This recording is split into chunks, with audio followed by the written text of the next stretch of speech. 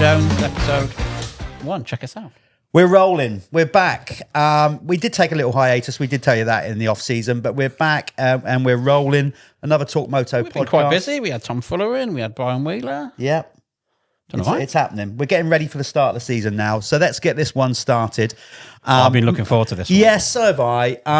A good friend of mine, at least I like to think so. He might tell me differently throughout this podcast. Mr. Mark Jones. Jonesy, how the devil are you, my old pal? I'm good, thanks. Yeah, keeping busy with everything and just ticking on with life and just enjoying things. Ticking on with life. I like that because if you... Yeah, we'll try and break into some of these stories because Mark Jones has always been a bit of an enigma for me in a strange way.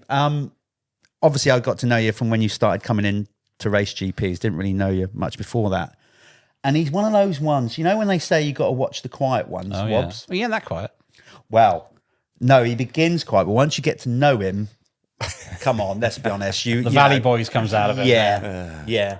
Yeah, I suppose. Yeah, it's just I just like to have Got to enjoy a bit yourself, of fun, get the work done with the riding and training and stuff. But Exactly. yeah, you've got to enjoy yourself. And I think as you well, were I lucky guess. that maybe nowadays they can't have the fun like they used to. I don't know. Unless they are having the time of their lives and nobody's seeing it. But it just don't seem like to be as much fun as it was. No, I think everything's a bit more pressure. Well, it's now, like that though, isn't it? Like, yeah, I think everything's changing. Isn't it? Yeah, I think the public, you know, with the internet and the way that everybody's got access to everything the minute it happens. And, you know, you've only got to see that thing with Deegan this week. Yeah.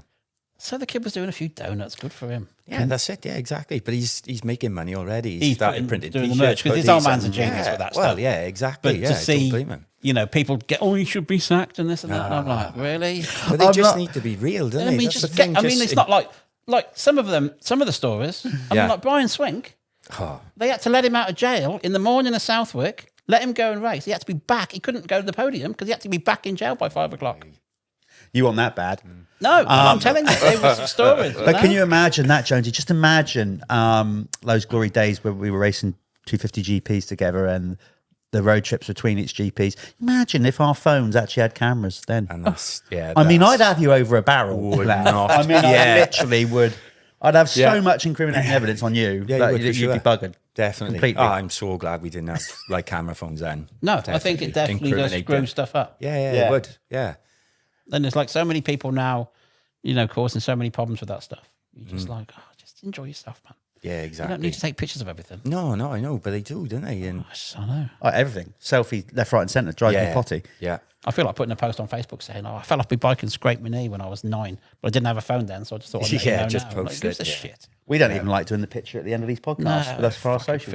We're too old for that. We're stuff. too old for that nonsense. Right, let's go way back to the start because I didn't know Mark Jones, the youth rider, at all. I think when I Maybe first, you wasn't. When did you start? yeah, like I was aware of you, but I think I was a bit older than you, so I'd moved out of youth racing Could be by like the a- time you were starting Could to be like come. John Dowd started when he was 35. I Good. Good. So what year did it start, and how did it start? I did my uncle raced before me. Wayne Jones used to do British Championship and a lot of riding down Somerset and stuff. He dislocated his shoulder. I was playing rugby mostly then. Like you do, As you that do. part of the That's world. it. Yeah, Right, it was it's like just you have to, I don't was you? really enjoying the rugby You and get arrested if you don't. no, yeah, exactly. Yeah, you know, Welsh if you don't. Or play daft up rugby. at school. Yeah. But he dislocated his shoulder. I had a bike and I was riding now and again and dislocated his shoulder. And I just said to my dad, you know, is there any chance I can go for a race somewhere? And we went, Severn Valley, I think, 1990. And then that was it. Just started racing every Was it weekend. 1990? That's why I didn't know then, 1990, yeah. because I moved out of youth motocross that year. I went into adults in 91, so that's why I didn't really know So how much old would about you been when you started? 11, I think. Yeah. Yeah. Can't do quick maths. So yeah, it would have So been what about was it? 11 then. So what was you on then? Like a On a 125? KX80 then. Oh, okay. Yeah, KX80, yeah. So conventional forks and... Nice. So how did the first? Did you have any practice before that, or did you just go straight Mind into you, the if your racing? uncle was racing, he must have steered you right. Yeah, he did, yeah, bits and bobs and yeah, he was good with me, he was definitely, and yeah, Dad was more of a trials rider, so he didn't have, you know, always worked on the bikes, but Yeah. didn't have a lot of input on technique and stuff like that. So we just went for it and then started racing every weekend then and just went from there. Can you remember your first race? Yeah, very well. Yeah, and how did it go? I think I was like top 10 in the first two, and then it rained for the last one. Well, it's impressive. But they was club level. It was. I know. It was normally, what happens is you're riding around the field thinking you're a hero, giving it. This is easy. And then you go to race and you're like, it's this different is world, not much fun. Yeah. So you want a wobbler at the back? You literally got a result straight off the bat. All right. Yeah, it was going okay. But then the last race, then it hammered down. It was in Maysmore. I don't know if you ever rode there. Yeah. And it's like that's cool. Yeah. So anyway, gated second. It's like peanut butter, isn't it? Someone passed me on a Honda with a ponytail out the back. No. I was like, oh my God, I've just been passed by a girl. But he was a kid, Dale. His name was Dale Lewis, really good rider, quite erratic. And came back in and my dad had a go at me. He said, oh, a girl's just passed you. And I think I finished. So your schoolboy dad from the first. Oh, yeah, definitely, yeah. And we'd had words before that That's as well. Classic. So, I remember him in the awning, bike on the stand, started up, held the thing wide open, and he said, you need to be riding it like this. Never. Yeah. He wasn't like super mad, but yeah. Cool, that was the start of something then if he was getting irate from the first race. Yeah, definitely. So can you actually remember though how you felt at that point? Was that was it enough of a buzz to already at that stage to think, right, this is something I want to do, or was it just too early? It was just like like something you enjoyed. Yeah, I enjoyed it, and I kind of wanted to kind of follow in my uncle's footsteps, and ride every weekend and stuff like that. But I was pig sick on the day. Yeah. Nerves were just so bad, really bad, and sick in a helmet on the start line. And my mother was like, "Why are you doing this to yourself? Do you want to ride?" I said, I really enjoy it, but. I remember going to races and falling asleep, before the race and everything because I was so nervous. And she's like, why are you doing this? Isn't it weird though, the minute the gate drops? Oh, and that's it. Gone. It's gone. It's gone. You don't even think about it at that point. Nope. And this is what, I have a bit of an issue with guys. They just practice. You're like, listen, you're not getting the full experience. You need to, AMCA juniors, get out there and line up with 40 other dudes and have a race because that, you will get the full... Yeah, the full emotion, the full sport. And if you're just practicing, just going up, riding around, and coming off when you feel like it, and going out, it's not the same. You're getting 10%, 20% of the buzz. Definitely, I agree with that because I've never got nervous racing ever. Never. No, I just don't. No, first GP wasn't nervous at all. Really? Just take it all in my stride. Having said that, Farley, like last year when I kind of like. Announced that this is going to be my last sort of race, and all that. And I hadn't ridden for a while. I was a bit like, I kind of get it now. I am a little bit nervy on this one, because I was obviously riding Pellet's bike, all that kind of stuff, and so that's when I first sort of felt a bit of like, I can kind of get why people never felt it before. No, I never did. No, even those first GPs, I was just like, I rocked up on my first ever GP, and I just thought, well, I'm winning. Of course you are. I'm on holiday. And if I get into the race, I'm on a paid holiday. Yeah. And if I then do well in the race, then even better. So I was relaxed on qualifying. Because the expectation went on me. It was all uphill. It? There was no downside to it. If I get in, brilliant. So when we did my first GP, I qualified as first reserve. Yeah. So that was I got obviously the old Swiss francs. Swiss francs. Yeah, an envelope. Get down the local cafe. And it was great. Yeah. And I was super relaxed about it. And of course, I think I've said the story before about my brother just went out and got absolutely steaming. Him and Chip went missing AWOL. So Chip went missing drinking. That's unusual. Well, I literally woke up the morning of the GP. Yeah. And there was the van was empty. Neither of them were in the van. And I had to get the bike out myself. I went down to free practice on my own. I was like a lost dog. I was riding around in free practice. I kept coming into the pit. Still hoping you mechanic would be there. They'd be back, but they wouldn't. That was a good night. Come back, put the bike on the stand, got changed, went out and had a look at the track, came back from walking the track before the first race thinking, well, I've got to roll with it. If I actually get into the race, I've still got to be down there in the Parc Ferme because you're first reserve. By the time I come back from walking the track, I went to go to the back of the van and I always say it's like that scene in Jaws where the guy's head falls out the bottom of the boat. I opened the back of the workshop door, the van, and my brother just fell out because he was so steaming. He came in, got in the back of the van, and closed the door behind him and then fell asleep on the door. Oh my God. Yeah. And what Grand Prix was that? That was Talavera. Oh, was it? Yeah. And then we were in no way to behave at a Grand Prix, is it? No, you should definitely be not. much more professional. Yeah, than you should. Oh, be. he was just ecstatic. He was so elated that I made it in. And of course, with my best mate, Chip, who you know. Chip. I do know Chip very well, Yeah, it was all, and that kind of set the tone for my Grand Prix career, really. And the fun bus was born. It was like everyone used to come round our van, didn't they? Did Yes. they? Yeah, because I caught you at the end of it, but we'll get on to that in a minute. So Let the man talk. yeah, so you you had quite a good youth career. You moved pretty quick. So like I said, I remember reading about you in DBR. I think in the I think it was Rage column then, wasn't it? The youth. Yeah, it was Rage. Yeah, On a I think it was on a Bridgestone Honda That's is when right, I yeah. first was aware of Mark Jones. So what Yeah. year would have that been? Ooh, 95? Yeah, 95, 96. Yeah. And you got some good support. Yeah, definitely. Yeah, Neville Evans was really good with me. 2 bikes, spares budget, all the kit, plenty of tyres. Yeah. You know, it was awesome. It was a good step. And Yeah. definitely. And the bikes are good. Pretty much stock, change the cylinder head. You're 125s at that Yeah, point. 125s, yeah. They were Pipe good at from that point. Craig. Yeah. Yeah. And Good old, he was, good old LL. yeah, old he was really good with me as well. I think he is good though, isn't he? Thing is with Craig, we try to get him on this. He won't won't come on. here. He's like the opposite of Smashy and Nicey, where he goes, I do a lot of work for charity, but I don't like to talk about it. He actually does support a lot of people behind the scenes, sure but he good. doesn't. Yeah. He doesn't shout about it, does he? No, definitely And I don't not. just mean with pipes. I meant he goes above and beyond, and He does, yeah. you know, Yeah. No, he was really good. No, he does put a lot of deals together, doesn't he? yeah. He is a proper wheeler and dealer. Yeah. Yeah. No, he was really good with me. So Yeah, you had excuse my naivety on this. Did you win any like youth national champs, ACU British or anything like that? Yeah, think I won the BSMA in 93 on 100, 95 then, the BSMA, 96 BSMA, and the ACU. Yeah. And who were you racing at the time? Oh, Charlie Hollis. Oh, no, Charlie. He's in Australia now. Yeah, he's out there. He's still riding. Yeah. Still loving it. Yeah, he is. Yeah. He always used to have, he always was well fast presented, though, wasn't wasn't he? he? He always used to have Yeah. want to have like nice. Oh, yeah. Charlie, Yeah, Charlie was always looked good. Yeah. Yeah, he did. Yeah. Like the jumps and everything. Yeah. And whipping and yeah. So it was like Charlie Hollis, Clint Mears, Tim Heisman. Yeah, it was a Timmy, big, yeah. good gaggle of riders. Yeah. So that was the kind of stepping stone then, and then 97 then moved to the British Championship.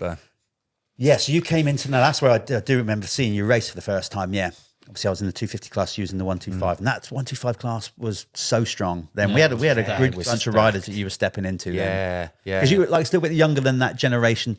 Obviously, just ahead of you, the likes of Swanson, Shelton, all that lot. That There was group, Justin Morris. You know, they all a few years on you. Yeah, I was like, I think So how old Justin are had you gone now? 250. 40, I went to say 30. that happens as you get older, mate. Honestly, You have to start calculating. 46 next 46. month now. Yes. Okay. So yeah, that figures. Yeah. So so Justin you had were gone in 250, I think, with RWJ. Yeah. And but it was still like a Shelton, Prince, he was in there. Yeah. Mailer, I think, was on the Yeah, 125 then. yeah, he come back Yogi, Pratley, We've Ricky got 5 or Priest. 6 It was like, 5 or 6 good Grand Prix guys in front of you. yeah, definitely. And I kind of came in and I was sitting on the line, well, in the Park Fermi to start with, and the guys who were around me, I was like, What am I I doing? looked up to these so Yeah, much. yeah. Like seeing them in a TMX every week, and then I'm like, Jesus, I didn't really know where I was, to be honest. I didn't appreciate where I was, and yeah, just to be going off the line with them, but yeah, it went well to start with. And Was there occasions when you were following guys and you could see the name on the jersey and you're like, I can keep with them. I think I can pass 110%, them. yeah, And you're just definitely, like, yeah. Oh my God, this like is... went to Canada Heights, and I think I had a 10th in the first one, 9th in the second one, and then I remember Elwell coming up to me and before remember the Super Cup? Super Yeah. final, like Super final, Yeah, that's it. Yeah, combined on it. Combined because wasn't it around that time then you had the fight? We had almost two separate British championships. I've got this right. You used to have the 500 and 250 round. There was 500 and 250 rounds.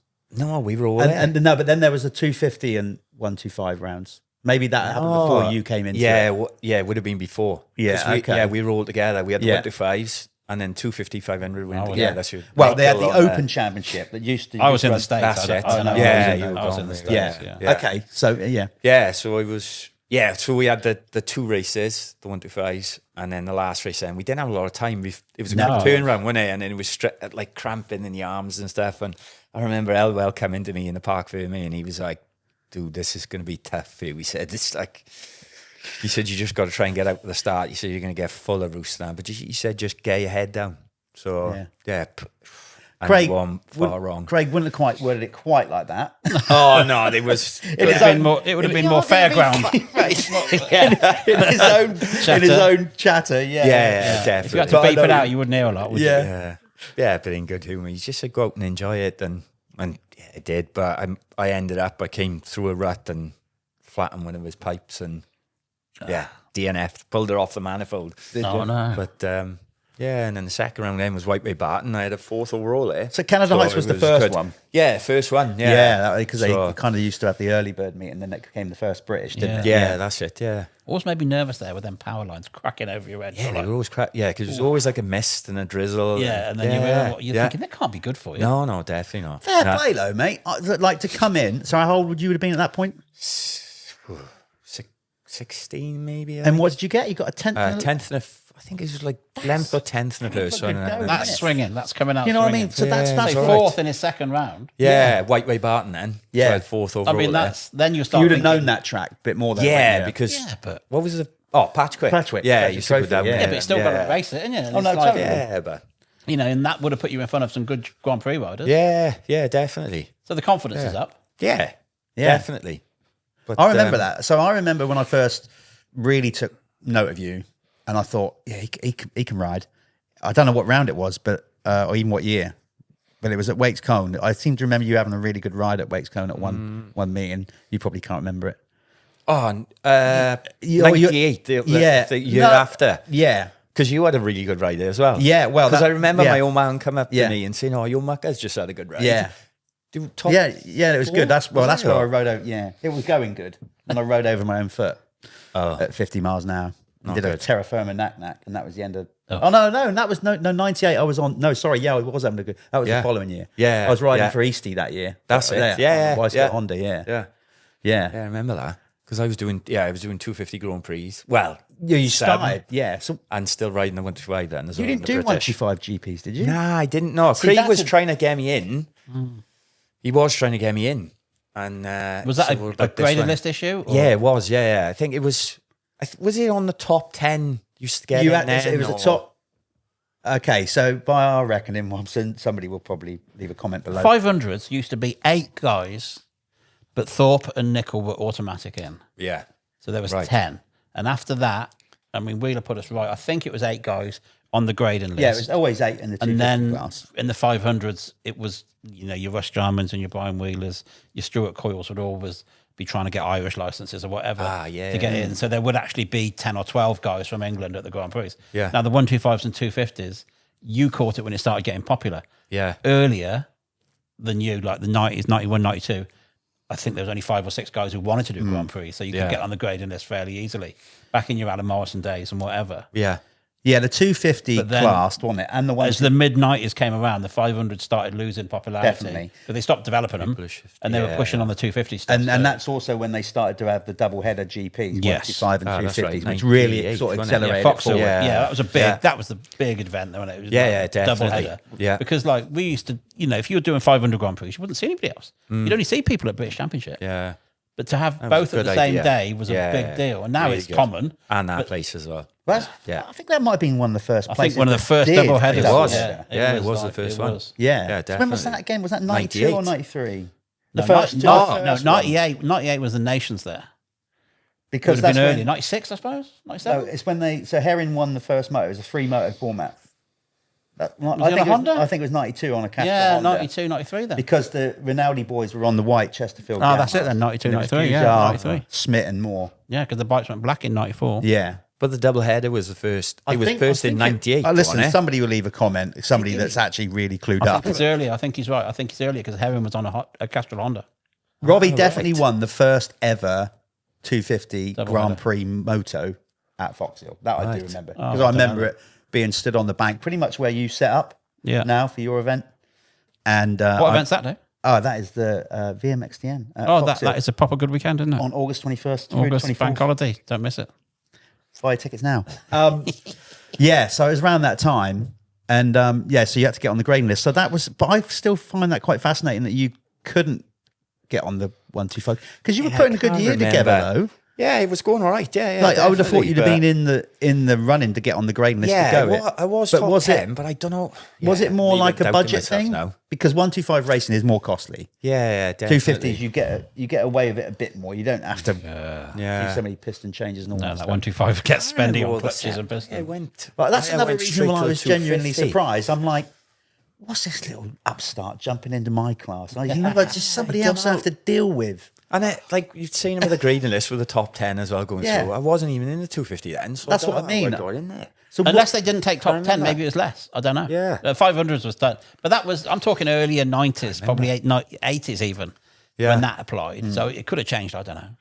Maybe it was difficult for me to get into the 125. Yeah, maybe it was. One had 109 125s turning up. Oh, yeah, I mean, they'd have three groups of qualifying trying to get in. And now I think that was a thing. Not even full of gate. But the 250s were obviously, at that point, was becoming the premier class. They were stacked. Yeah, we'd had Everts before. We had Albertine before that, Voland, Beera. I mean, I've been at Grand Prix where there was 80 guys trying to qualify. Yeah. And there's very few Muppets out there, in fairness.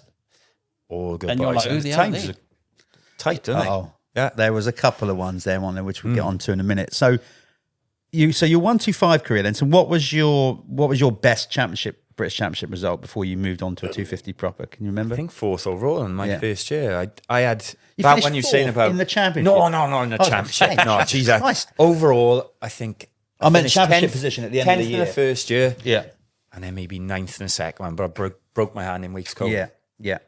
When I had a good day that day. 6th in the first one, and then chased Derby in the second one, and then just cartwheeled down the track in the super final or super in the dust. Couldn't see a thing. Wakecoat. Yeah. It was fast, wasn't it, as well? Oh, so fast. Yeah. But good track. Yeah, when it was, enjoyed it there. Yeah. Did, but just it was technical. I passed the top and into the bomb hole, and I was like just flat. And it was off the start, wasn't it? Up the bank turn. Yeah, it was. And then down into it was just mayhem. But I remember Heron came off there and they were going so fast. He was like flat out. Yeah, it was I couldn't tell you what year or anything. I just remember him having a big off. It could have been. I've seen Rob obviously, do that several times at Wakecoat. But I think you can say that about any race, can't you? But I've also seen Rob crash do that tracks, and then come from last to first. Oh yeah. No, he'd have massive end over end fucking crashes. And he's dead. He'd get back up. I used to love going out, obviously, because I never raced 125s in adults. I went straight under 250. So at the British rounds, I used to love when Heron was riding the 125. Actually, so you could watch him. Yeah, straight up. Used to love going out there and watch the 125 class just to see him. Class. I think obviously rode with a lot of good riders, but I think natural talent for him. Oh, unreal! Yeah, unbelievable. Yeah. And that was good to say about that. Do you remember back in the day when I was saying about Swink? I used to hang out with Swink a lot. He used to go out in the 125s, and John Michelle Bell used to go down and watch Swink. Did he? Yeah. Get lines. Fair play. And he was like, Bale would be stood there and going, "What are you doing? I'm watching that kid." Well, you can learn so much from anybody. He would have some mega lines. I was at Bercy when he retired. He went over and gave him his jersey for thanking him for all the. Did he? Yeah. That's a cool story. He never spoke to the boy. Yeah. That's awesome. But I was going to say, but Rob, how classy what you were saying about lines and stuff. He bought the Flash, didn't he? He bought the fucking Flash. He was like, all of a sudden, you got this style. Yeah. Supercross style that none of us had ever seen.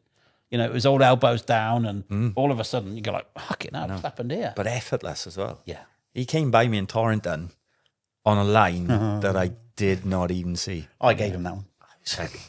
I thought so. Do you think he could have gone to the States? Oh, I think he would. I think would he have gone to the States and been like? You never can tell, can you? I know. I think it would have been better for him. I think he was fast enough. I think it would have been better for him. And the lines he took, I think he just... Yeah, he was a good... because he actually stuck it to quite a few Americans in those European... Yes, he did. Yeah, he did, didn't he? So... Yeah, I think he would have been a player. I think he'd adapted, Would he have got hurt in the Supercross like a lot of them do when they go over there? You don't want to surmise, but he certainly was fast enough. Yeah. There was no question about that. So was he one of your So, we all have sort of, idols we look up to. Was he one of them coming through? Oh, yeah, definitely. One of those when you got to that stage and you're like, shit, I'm on the line with Rob Aaron here. Yeah. That Well, kind of thing. same again. I'd Gotta be watch him daunting. as a kid Gotta be and daunting. like watch him in the Des Nations and just unbelievable. And just such a nice guy as well. Oh, Like, yeah, that's the thing. Chat to, like, Yeah, no edge to him whatsoever. nah, he was just so laid Don't back him and pissed off with placid. anybody, in And fairness. No, it's weird, isn't it? Weird. yeah, definitely looked up. For that Yeah. environment, you would have thought, like, You're going to be pissed off at somebody eventually, aren't you? And he never seemed to be. He was always... he just kind of got his head down, let his riding do the talking, didn't he? Kept himself to All the time. himself. Didn't really see him around the pits. No. No. See him coming up with the van, park Verme, race, podium, back to the But van. most people like that, they're stuck up their own arse, and he wasn't, was he? I Oh, no, you could stop and have a decent think chat. he was just shy. Yeah. Same as- More of those people we need. 'Cause Same as like so James dickheads. Stewart, he was just shy. Everybody was known as an arrogant prick, and he was actually shy. Just shy. Just didn't really like small talk. Didn't really know how to speak to people. Jesus. Quite So you weird. can't, obviously we all get older and forget stuff, so you can't actually pinpoint or remember your best position in the 125 championship before you moved up. I think I was ninth in the second year. Yeah. I think. Yeah. I missed- But like you said, you had that wrist, because I remember you coming into 250s already having some issues. Was it with your wrist oh, that was or after? after, yeah. So what yeah. year did you do 250s? Remind me. 98 I started 250s. Nice. I Was did your Villas.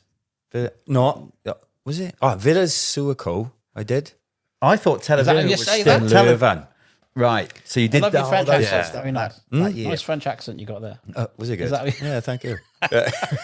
Because I remember, Did it yes, Welsh in it as well. you came in and you did it the ground running, Yeah. regards of like a privateer.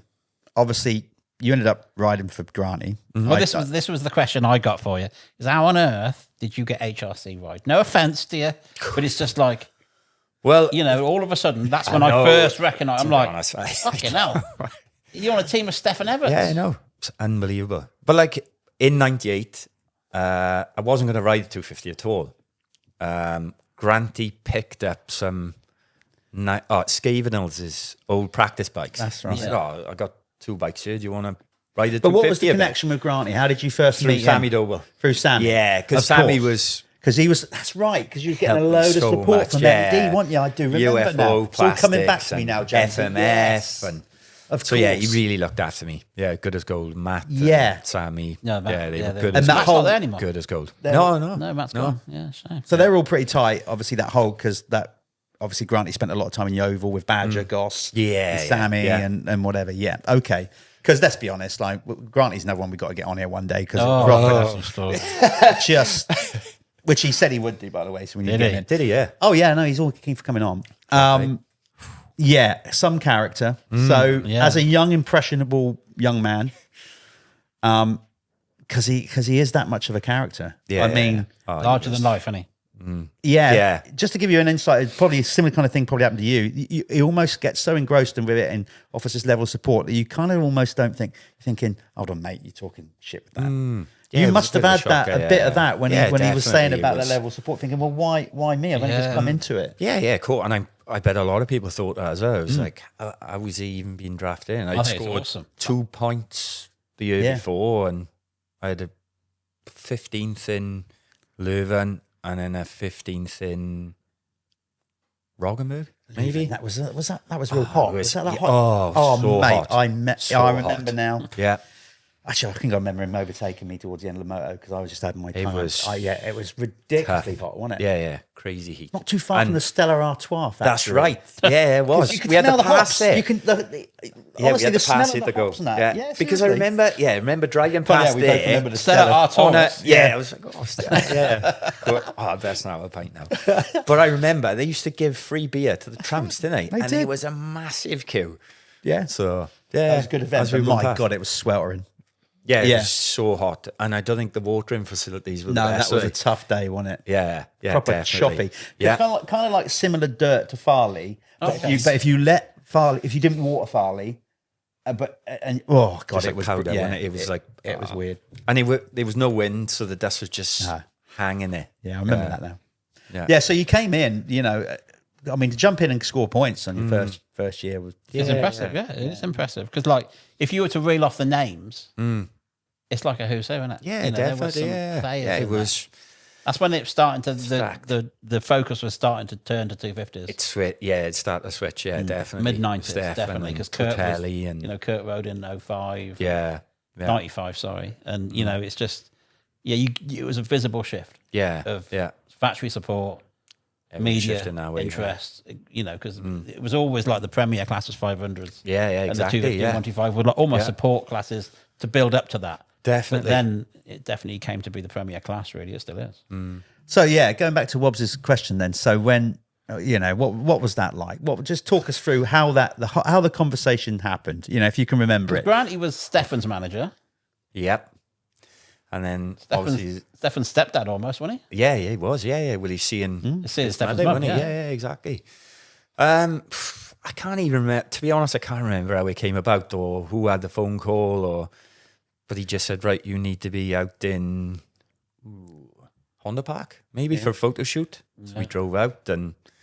So you hadn't been told at that point that you were actually going to be on the team as such? No. I think I did Hawkstone International and then Bouquet was but you before it or maybe after it, and then Stefan hurt his knee. Yeah. I did the Hawkstone International, did all right there, and then I had the phone call and he said, come out to Honda Park, we're doing a photo shoot. He said, you're on the team. And that was it. I know, but for somebody that and they were tricked, them bikes. Real good. Trick. For somebody that throws up and gets nervous. I mean, come on. At that point, you must be thinking, holy shit. Yeah, definitely. I better get wearing nappies. You have to get a good medicine box to take the GP. Imagine. But I guess guess there was no more pressure than HRC pressure. You expect it. But you know what? I didn't actually feel it. No. Because I think because he was with Granty and he was like happy chappy and he was just so easy going. It was a couple of times he pulled me aside and had a bit of a word in my ear, but he was just so relaxed for stuff. And I think it just felt like I don't know, like a British team. Just no pressure. Well, it was. But because he was obviously the first team to have the big rigs in GPs. Yeah. Different did all that and all the intercoms and all that. My favourite Granty story. We were in Sylvain Gabor's workshop and Roger was over for World Supercross, DaCosta, and he's rung up Stefan's mum, who's renting a house. It's Roger's old house. And he's on the phone and Leroy's nudged me and looked and Roger's looked like he's seen a ghost. And I'm like, get out, what's happening over there? And we're like, he puts the phone down.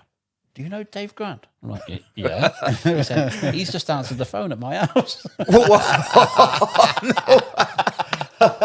like, oh, okay. How's that going? Yeah, that's classic. But he's all right. Obviously, like following on from your year before where you scored points, that was a big confidence booster. But then you also, you had, it felt like a British team, and you had, obviously, Granty run it. Eastie was a team there as well. Yeah, good as gold. So there you go. So straight away, I mean, he would have, because he does help in his way. Yeah, oh, no, Eastie's really helpful. Yeah, really good with suspension and all that kind of stuff. He'll have an opinion on most things. Yeah, definitely. Listen, like I said, I travelled with Mark for a couple of years. So, like, when you see the real Mark away from, he just had this thing where he drove through the gates of a GP and he became a different person. Yeah.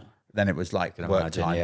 He was anything in between that, like he was way more chilled out. But he definitely always turned up with his race face. I must admit, when I first got to hang out with Mark was when Craig pulled me to the side at Hawkstone walking around, and he said, "This is Mark." I'm like, I don't really know him, but I'm like, he wants to come to the States, and I'm like, do you?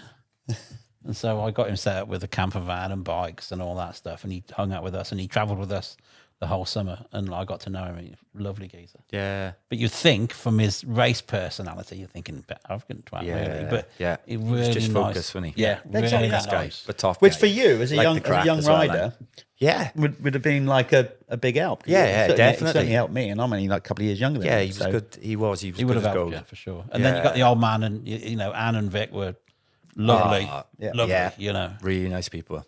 Yeah. And dead keen as well. Just live for it, didn't they? Yeah. Perfect. Can you remember, I don't know what would have been the first GP of that year then, 99? Tel Aviv. It would have been Tel Aviv again, yeah. Did you feel any, it was categorically Tel Aviv. Yeah. So did it feel different that year from the year before? You'd had a little taster of it, and all of a sudden you're rocking in. Your bike's lined under that bloody great awning. Yeah. And all eyes are on that. Yeah, and it was like the autograph sessions, and Granty came to came to get me from the van. He was like, "Oh, autograph session." I was like, you know, just why would they want my autograph? Yeah. And down we went, signing autographs and stuff. I hadn't even got one. Never really practiced it. Never practiced it, yeah. Couldn't really write at the time as well. But it was just mind-blowing. And then qualifying on Saturday, I think I was maybe... I seem to think you did quite good. That wasn't the year, hold on, what was the year? Gordy, it was 2000 when Gordy came out of nowhere. You might have even been part of this. There was a freight train of British riders in 99 trying to do a quick lap, trying to qualify. All of us in a row, and Gordy was at the back and didn't get in. Yeah. And I remember him he was asking me for a tone. Yeah. And loads of us, and it was me, Ed Bradley, Gary Hoptroff, I think. There was a bunch of us in a train trying to all get in, and Gordy didn't make it. This is 99. Really? Following year, not only does he make it, he goes and wins the bloody GP. Yeah, winning races. I'm like, unbelievable. Yeah. Gordy learned quick, didn't he? Real quick. He really struggled that 99 year. Yeah, he did, yeah. Like, he didn't qualify for many events, really. And then the following year, he goes, and what does he get? He nearly gets third in the world at the end of the year. Yes. Oh, yeah, no, he definitely found his form. Like I've said to Gordon, that's when I really felt like, okay, you've kind of just put my career to bed, really. You just sort of, there's me chugging along. And then you've come along, done that. Like, I'd love to get Gordy on, but he's a bit corporate now, isn't he? No, we get him on. He's never one said to come on. I know. Yeah, we just got to get them here. Well, we had Roger on, and he has to play this corporate game, doesn't he? So 99, and it was a good year for you. I think you finished 10th, 12th. Yeah, I didn't. Yeah, in the championship. I didn't score points not in the first round. You finished 12th in the world. Yeah. But I crashed in the first one. In Spain, didn't get into the point second, and I got pulled aside then by Grand Prix. Oh, as early as the first GP, yeah. For what? What did he say?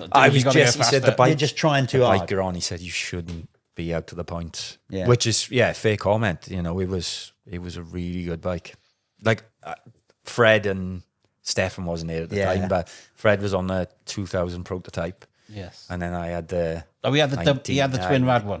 You got it. Yeah. So he was on that, and a quiet word, and then just had to start packing up from there, and then it started getting better. Then, and you know, what was it like being a factory rider? Because did you have to do a lot of the testing and development, or was you just given the stuff to try? I was, and they kind of gave you the spec that they thought you wanted because I came in late, so they'd done all the testing anyway. Yeah. So probably I just get so far away. Oh, there's so many options. The year after when I was with Palmo, it was just so many mind blowing. The seats, the pegs, just the wheel. And then you get a standard bike. You're like, actually, this ain't too bad. Yeah, I know. You can tie yourself up in knots. You can. You get so far off center, left field, whatever, and you're struggling. Definitely, yeah. And then what you need to do is just get on a stock bike. Yeah. Start again. Definitely. See if you prefer where you're at. And then just add bits you think are good. But it can be really daunting. Oh yeah, they were bringing out like 6 different seats and It's when eggs it's and when you're messing gear. It's when you're changing gearboxes. And like you feel as a rider, you've got to give feedback because you can't be like, I can't tell. Of course, yeah. You can't say that. I think it's a little bit better in that bottom corner, but even if you don't, you have to almost make it, and you can't tell them it's crap. Oh no. Was you a good test rider prior to that? I suppose. To be honest, I didn't do a lot of testing. I jump on the bike. We'd have a barrel done or something for 125 or 250, and we'd try it. And if it was crap, we'd throw it. But just have to come back in and just say, "Oh yeah, it's good," and that's it. Because genuinely, this some people aren't. They're just racers. They're not actually very good at identifying what a bike's doing. No, that's the thing. And some guys, but I think that's a blessing in disguise because you got certain guys like Larry Ward who would be constantly mithering. Really, yeah. Like we can get it better. We can get it better. You're like, just ride the fucking yeah. Because when he used to come to Europe, and I helped him with Kawasaki's a couple of times, it'd be like, and I'm like, dude, we got what's in the suitcase. Yeah, and that's it. So just ride it. And he would ride it and not worry. Whereas in the States, he'd know there's a truck full of people, a truck full of parts, and he'd be constantly changing stuff. You're like, mate, stop it. Yeah, you can't tie yourself in knots. You can. Yeah, definitely. I think it's good to have a good feel, but some people are just over the top of it now. And especially with the 2-strokes with the jetting, you know, you can really... Yeah. You know. Definitely. So did you find that, obviously you had a good first year, you finished 12th, all the pressures of riding for a factory team and all that kind of stuff. So you said there, you found like the following year when obviously when it all changed, it became Parmo, you know, Ryan Hughes then came over as your teammate. Yeah, and Fred again. How'd you get on with Ryan? Good. Yeah, good. Character. Bit of a, different guy, yeah. Different way of thinking, but trained hard and, you know, kind of got me set up on, like I was doing motos anyway, but we'd go to a track and he'd be like, right, we're going to do a 45 and then we're going to come in, change your goggles, gloves, drink, go straight back out. And we do 2 back-to-back 45s on the clock. Unbelievable. And then, you know, we'd be up in the morning, we'd be running and cycling and stuff. And he was real good for me. He was real good. Okay. Was that a conversation that you had with him, or was that part of his agreement with the team that he had to take you under your wing? We lived in Italy, so we were in. He had a house across the road. I was in the apartment across from there, and we just kind of hooked up and went training together and stuff. Because before then, like I spent a bit of time with Stefan, but didn't really get a lot of feedback from him, and my training was just try and train as hard as you can, and then you can actually do the wrong thing, can't you? Oh, yeah, definitely, I did. You can overtrain and think you're doing well. Of course, harming yourself almost. Definitely.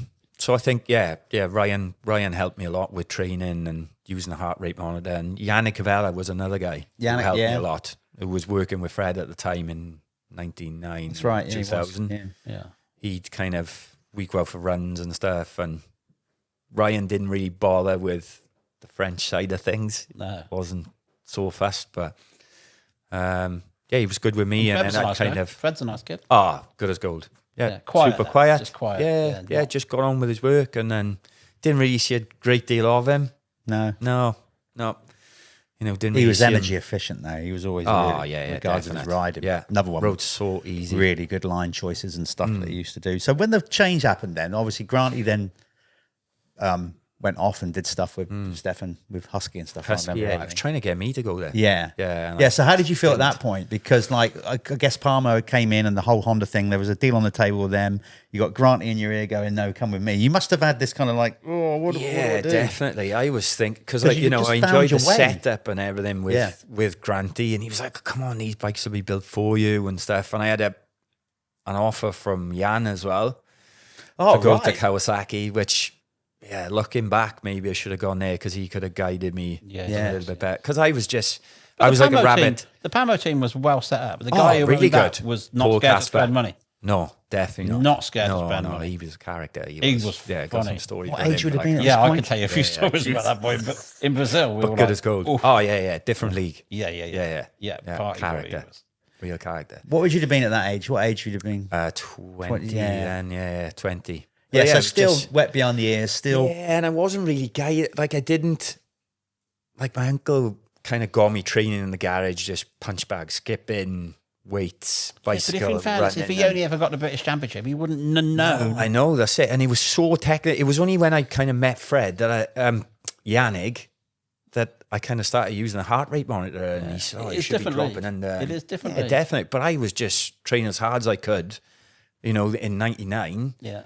And then 2000, he's like, look, you need to look at this a little bit different. And same with Ryan, he helped out. And so it kind of changed my way of training then. But he was, you know, if I'd had that kind of nurturing, I know not many 16-year-olds do, but if I had that kind of nurturing at 16, by the time I was 20, it could have been set. To be fair, though, mate, at the same time, the sport was evolving. That the whole sports science thing was coming in at that point, because that was around. Because again, we regularly say it about, you know, Carmichael changed the game and now fitness and all that, and it suddenly had more impetus. It did. Of course, it was more of a thing. Like you know why Carmichael changed the game? Because he was worried about beating McGrath.